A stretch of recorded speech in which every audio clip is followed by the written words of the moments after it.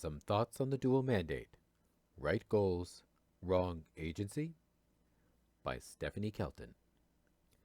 The statutory objectives for monetary policy, known as the dual mandate, were imposed by Congress as part of the Federal Reserve Act of 1913. The mandate charges the Federal Reserve with responsibility for achieving two broad macroeconomic goals: maximum employment and stable prices. Much has been made, especially by those on the left, of the benefits of having a dual mandate. In contrast to the European Central Bank, which operates with a single mandate, price stability, the dual mandate is supposed to ensure a more balanced outcome in the public's interest.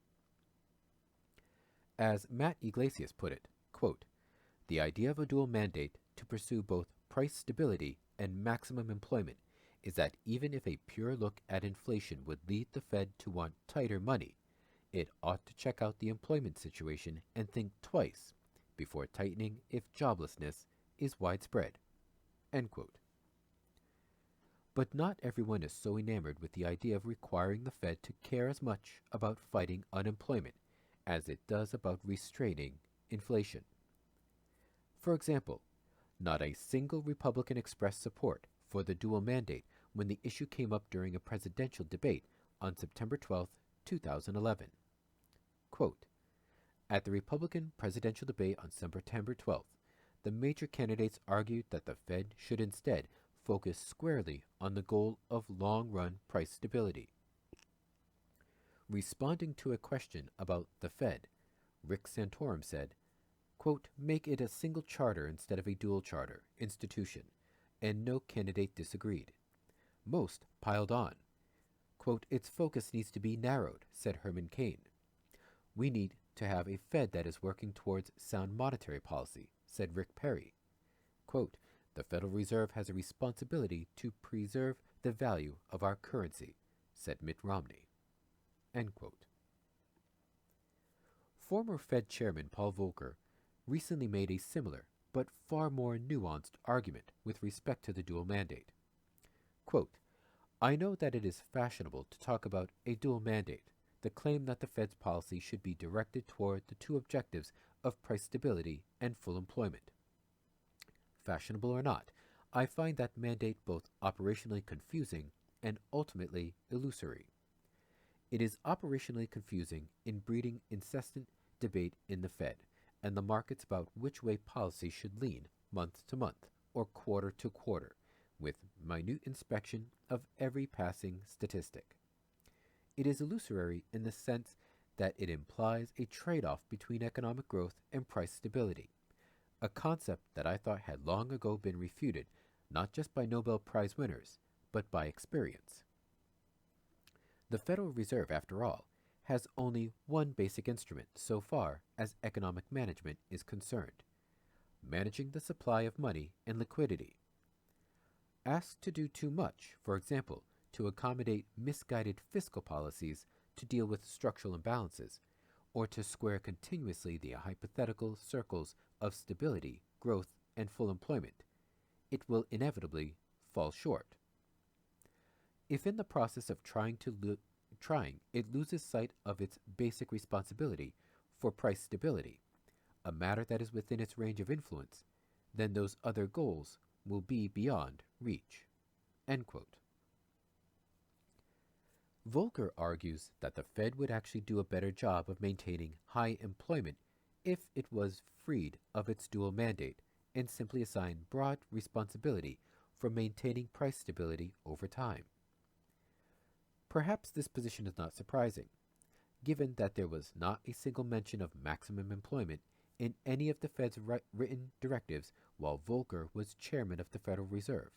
See here. But his real beef stems from concerns about the extraordinary measures, quantitative easing, QE, in particular, the Fed has adopted in an effort to carry out the employment side of its mandate. Volcker is basically worried that the Fed is under too much pressure to bring down unemployment and that recent policy has introduced substantial risks in terms of inflation, financial instability, and future credibility. On the unprecedented buying of treasuries and mortgage-backed securities, Volcker says, quote, "The extraordinary commitment of Federal Reserve resources, alongside other instruments of government intervention, is now dominating the largest sector of our capital markets, that for residential mortgages. Indeed, it is not an exaggeration to note that the Federal Reserve, with assets of $3.5 trillion and growing, is in effect acting as the world's largest financial intermediator." End quote. He's also worried about the use of forward guidance. That is, the Fed's promise to keep interest rates low for as long as unemployment remains above 6.5%, even if inflation creeps above its historical 2% target. The implicit assumption behind that siren call must be that the inflation rate can be manipulated to reach economic objectives. Up today, maybe a little more tomorrow, and then pulled back on command.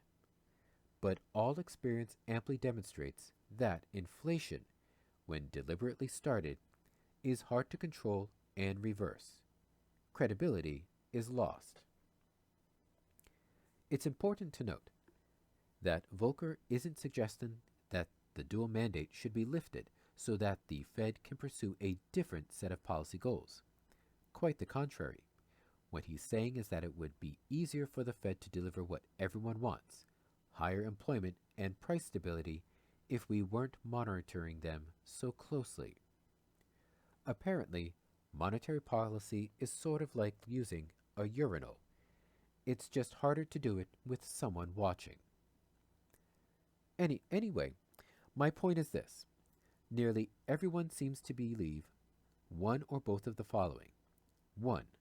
High levels of employment and low rates of inflation are worthwhile goals. And 2. The Fed is the right agency to deliver on these goals.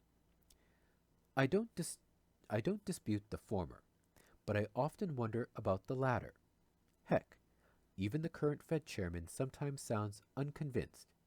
Here's an exasperated Ben Bernanke confessing that despite the extraordinary steps the Fed has taken to expedite the recovery, monetary policy is, quote, "not even the ideal tool," end quote.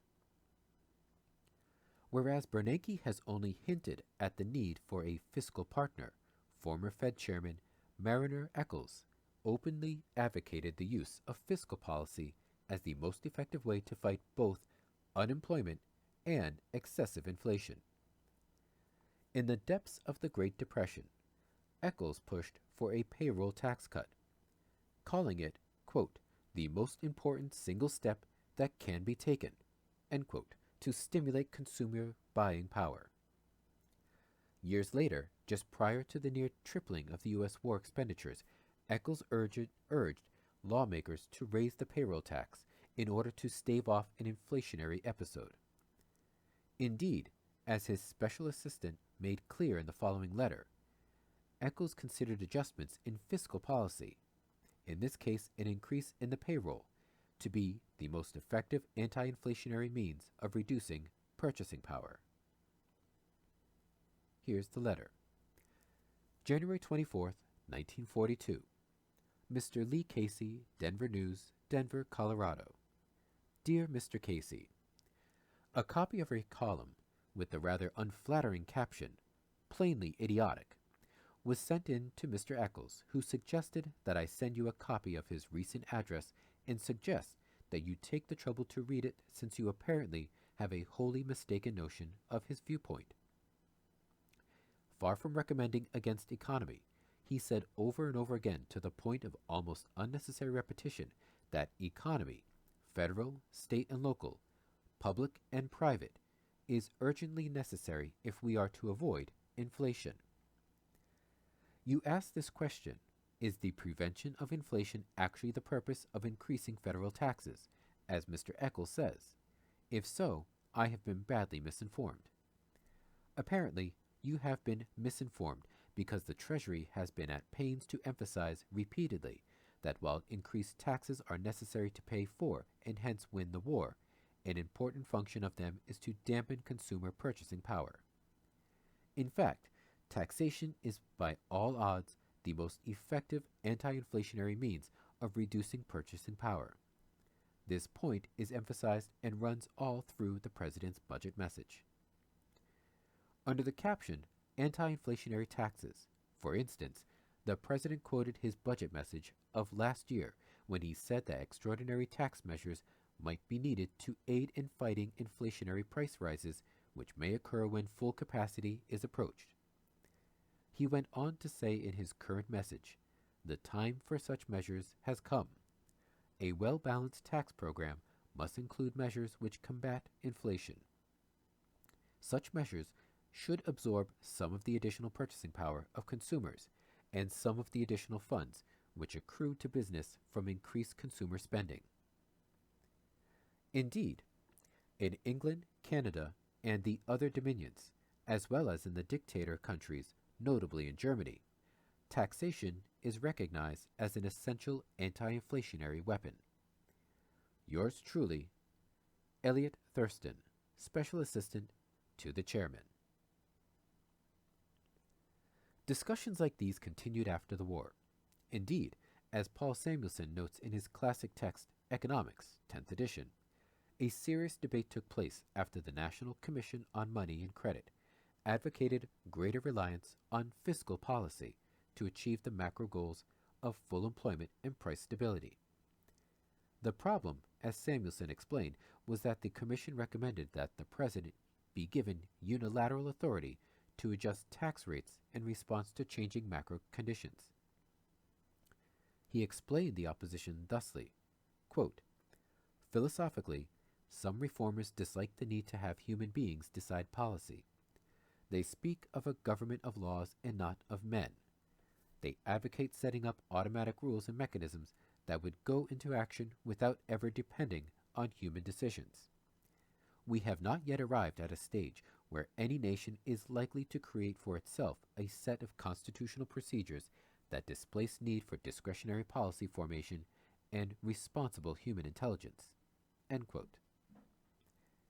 This is basically what the Taylor Rule was supposed to do. That is, remove political pressures, human agency, from monetary policy by automating decisions about whether and by how much to adjust the federal funds rate. With waning evidence that the Fed has sufficient firepower to carry out its dual mandate, perhaps it's time to develop a fiscal analog to the Taylor Rule.